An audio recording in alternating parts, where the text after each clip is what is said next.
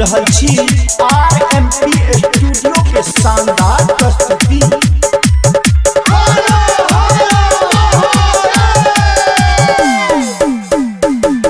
RMP अपन लोग अपन गीत पड़ जाए चाहे पाँव में छाला चाहे गड़े कंकर, पड़ जाए चाहे पाँव में छाला चाहे गड़े कंकर, नहीं रुकबई ए बेकरम अहाँ के धाम यौ शंकर, नहीं रुकबई ए बेकरम अहाँ के धाम यौ शंकर।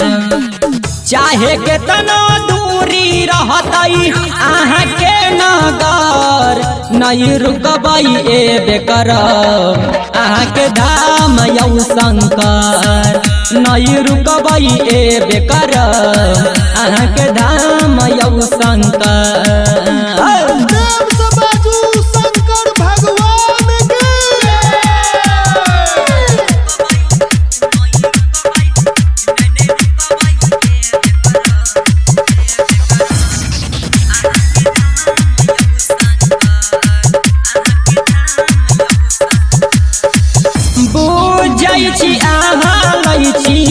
भगत के परीक्षा आहा दर्शन के छै हमारा मन में इच्छा, बुझै छी आहा लै छी भगत के परीक्षा आहा दर्शन के छै हमारा मन में इच्छा। ध्यान देने यहाँ की हरदम जपी बम हर हर, ध्यान देने यहाँ के हरदम जपी बम हर हर, नहीं रुकबई ए बेकरम अहाँ के धाम यौ शंकर, नहीं रुकबई ए बेकरम अहाँ के धाम यौ शंकर।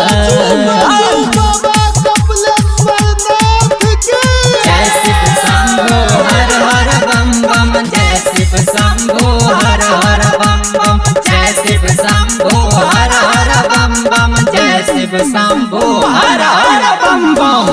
अही भरोसे विजय बनल कबारिया, अही के नाम जपे त कुंदन चल डगरिया,